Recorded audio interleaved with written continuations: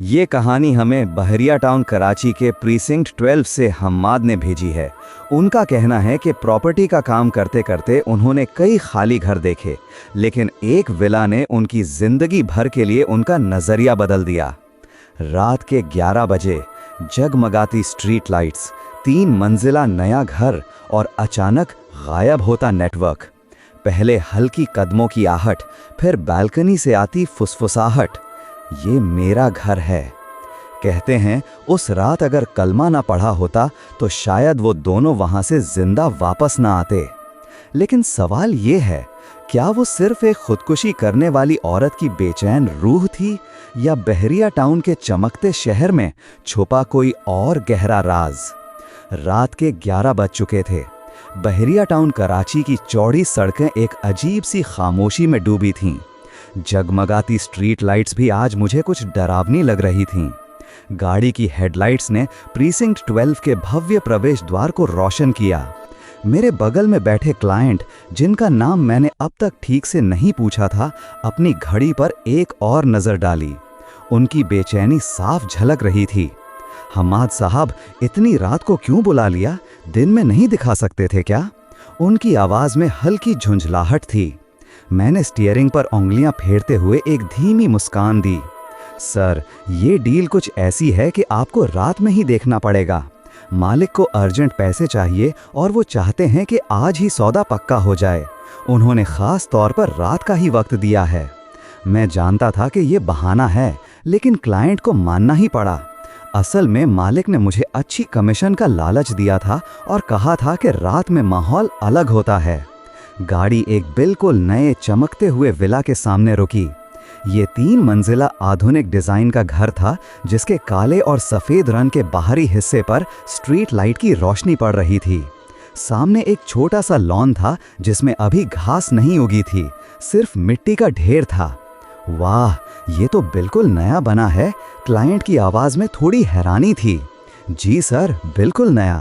अभी तो पेंट की खुशबू भी नहीं गई होगी, मैंने उन्हें आश्वस्त किया। गाड़ी से उतरते ही एक अजीब सी ठंडक ने मुझे घेर लिया, जबकि कराची में इस वक्त इतनी ठंड नहीं पड़ती। मैंने अपनी जैकेट कस ली। मौसम अचानक बदल गया। क्या क्लाइंट ने अपने हाथों को रगड़ते हुए पूछा? मैंने कंधे उचका दिए। शायद अंदर ऐसा चल रहा हो। चलिए अंदर चलते हैं। मैंने लोहे का भारी गेट खोला, जिसकी चरमराहट ने रात की खामोशी को चीर दिया। मैं डोर पर ताला लगा था। मैंने अपनी जेब से चाबी निकाली। चाबी लगाते ही एक अजीब सी सनसनाहट मेरे हाथ से गुजरी। मुझे लगा जैसे किसी ने मेरे हाथ को छू लिया हो। मैंने एक पल के लिए अपनी उंगलियों को देखा, फिर ताला खोला। दरवाज़ा खुलते ही एक ठंडी बासी हवा का झोंका अंदर से बाहर आया, जैसे किसी बंद कमरे ने अपनी सदियों पुरानी सांस छोड़ी हो। अंदर एक अजीब सी उदासी थी। मैंने अपना फ़ोन निकाला, टॉर्च ऑन की। लगता है बिजली अभी नहीं लगी है। क्या कहा? बिजली नहीं लगी?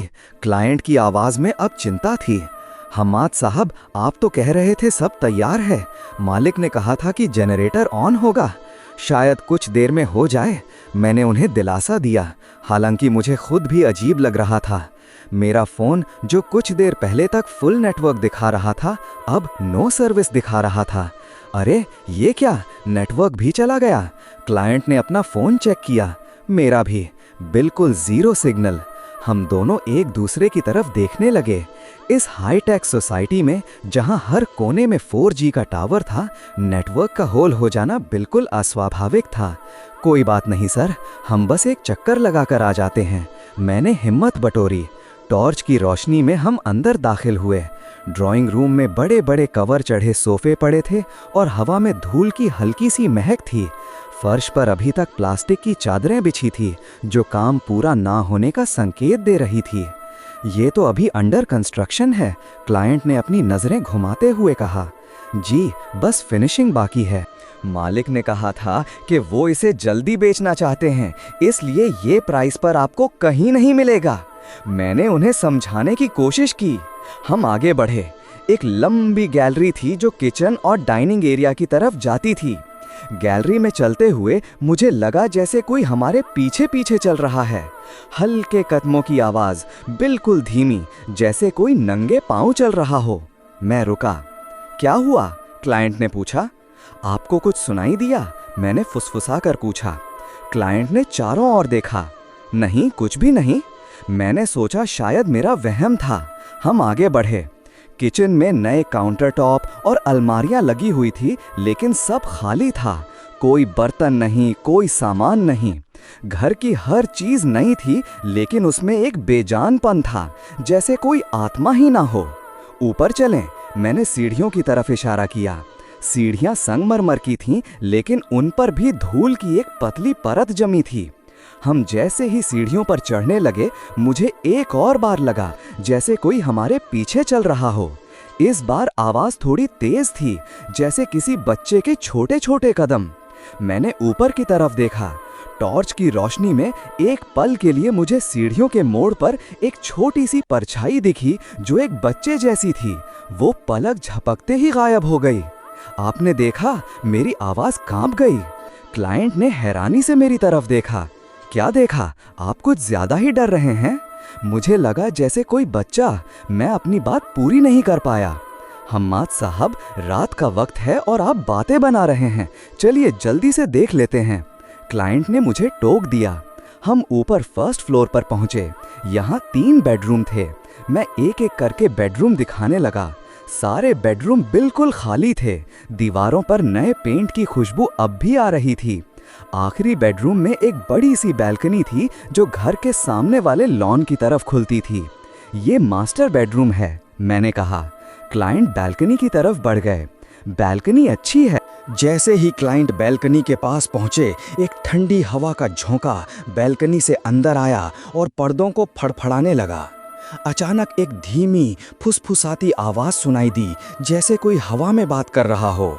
ये मेरा घर है, ये मेरा घर है। क्लाइंट अचानक रुक गए। उनके चेहरे पर खून का एक कतरा भी नहीं था। ये किसकी आवाज थी? मैंने भी वो आवाज सुनी थी। मेरे रोंगटे खड़े हो गए। मुझे नहीं पता, मैंने फुसफुसा कर कहा। ये मेरा घर है, तुम सब यहाँ से चले जाओ। आवाज अब थोड़ी स्पष्ट थी, लेकिन अब भी फुसफुसाहट में थी। हम दोनों ने एक दूसरे की तरफ देखा। क्लाइंट का चेहरा पीला पड़ चुका था। उन्होंने बैल्कनी की तरफ इशारा किया। वहाँ कोई है। मैंने टॉर्च की रोशनी बैल्कनी की तरफ घुमाई। वहाँ एक औरत खड़ी थी, बिल्कुल सफ़ेद लिबास में। उसके बाल बिखरे हुए थे और हवा में लहरा रहे थे। उसका चेहरा धुंधला था, जैसे धुंध में लिपटा हो, लेकिन उसकी आंखें बिल्कुल काली थीं, जिनमें कोई रोशनी नहीं थी। वो हमें घूर रही थी। तुम यहाँ क्या कर रहे हो? उसकी आवाज़ अब तेज थी, एक दर्दनाक चीख में बदल गई। ये मेरा घर है, तुम यहाँ नहीं रह सकते। मेरे हाथ से टॉर्च छूटकर गिर गई। उसकी रोशनी ज़मीन पर गोल गोल घूमने लगी। मैं जम गया था। मेरा दिल इतनी ज़ोर से धड़क रहा था कि मुझे लगा वो मेरी छाती फाड़कर बाहर आ जाएगा। क्लाइंट भी मेरी तरह स्तब्ध खड़े थे। उनके मुंह से कोई आवाज़ नहीं निकल रही थी। चले जाओ यहाँ से, चले जाओ, वो औरत चिल्लाई। उसकी आवाज़ में एक ऐसी पीड़ा थी जो सीधे दिल में उतर रही थी। मुझे कुछ समझ नहीं आ रहा था। मेरा दिमाग खाली हो गया था। बचपन में सुनी कहानियाँ याद आने लगी। मैंने आंखें बंद की और ज़ोर से कलमा पढ़ना शुरू कर दिया। ला इलाहा इल्लल्लाह मुहम्मदुर रसूलुल्लाह। जैसे ही मैंने कलमा पढ़ना शुरू किया, हवा में एक अजीब सी हलचल हुई। औरत की आकृति धुंधली होने लगी। उसकी चीख एक धीमी सिसकी में बदल गई और फिर हवा में घुल गई। बैल्कनी खाली हो गई। मैंने आंखें खोली। बैल्कनी खाली थी। हवा अब भी ठंडी थी, लेकिन वो भयंकर मौजूदगी गायब हो चुकी थी। क्लाइंट ज़मीन पर बैठ चुके थे। उनका पूरा शरीर कांप रहा था। हम्माद साहब, ये क्या था? उनकी आवाज़ इतनी धीमी थी कि मुश्किल से सुनाई दे रही थी। मैं भी ज़मीन पर बैठ गया। मेरे घुटने कांप रहे थे। मुझे नहीं पता। हम कुछ देर तक वहीं बैठे रहे, बिल्कुल खामोश। सिर्फ हमारे दिल की धड़कनें सुनाई दे रही थी। धीरे धीरे मैंने हिम्मत बटोरी। हमें हमें यहाँ से चलना चाहिए। क्लाइंट ने सिर हिलाया। वो उठे लड़खड़ाते हुए। हम बिना कुछ बोले, बिना पीछे मुड़े सीढ़ियों से नीचे उतरे। इस बार कदमों की कोई आवाज़ नहीं थी। मेरा फ़ोन अब भी नो सर्विस दिखा रहा था। हम बाहर निकले। मैंने गेट को वैसे ही खुला छोड़ दिया। गाड़ी में बैठकर मैंने तुरंत इंजन स्टार्ट किया और तेज़ी से वहाँ से निकल गया। बाहरिया टाउन की जगमगाती सड़कें अब भी उतनी ही खामोश थीं, लेकिन अब वो मुझे पहले से ज़्यादा डरावनी लग रही थीं। क्लाइंट ने गाड़ी में बैठे बैठे अपना चेहरा हाथों में छुपा लिया था। मैं ये डील नहीं कर सकता हूँ मात साहब, कभी नहीं। मैंने सिर हिलाया। मैं समझता हूँ। हम दोनों कुछ देर तक खामोश रहे। मैंने उन्हें उनके घर छोड़ा और फिर अपने घर की तरफ चला गया। रात भर मुझे नींद नहीं आई। वही सफ़ेद लिबास वाली औरत, उसकी काली आंखें और उसकी दर्द भरी चीख मेरे कानों में गूंजती रही। अगले दिन सुबह मैं बाहरिया टाउन के पुराने सिक्योरिटी गार्ड ऑफिस गया। वहाँ एक बुजुर्ग गार्ड बैठा था जिसकी दाढ़ी सफ़ेद थी और चेहरे पर उम्र की लकीरें थीं। वो मुझे अक्सर चाय पिलाता था। अस्सलाम वालेकुम अंकल, कैसे हैं आप? मैंने उससे हाथ मिलाया। वालेकुम अस्सलाम बेटा, मैं ठीक हूँ। तू कहाँ था रात भर? रात को क्यों आया था इस वक्त? उसने मेरी तरफ देखा। उसकी आंखों में एक अजीब सी चमक थी। अंकल, मैं रात को एक क्लाइंट को प्रीसिंक्ट 12 में एक विला दिखाने गया था। गार्ड ने एक गहरी सांस ली। अच्छा, तो तू भी उस घर में गया था? कौन सा घर? मैंने पूछा। मेरे दिल की धड़कनें फिर से तेज हो गईं। वही जो गली के आखिर में है, जहां से समंदर का नज़ारा दिखता है, उसने कहा। जी वही। लेकिन अंकल, वहां कुछ अजीब हुआ। मैंने उसे रात का पूरा वाकया बताया, बच्चे की परछाई से लेकर बैल्कनी वाली औरत तक। गार्ड खामोश रहा, मेरी बात ध्यान से सुनता रहा। जब मैंने अपनी बात ख़त्म की तो उसने एक और गहरी सांस ली और सिर हिलाया।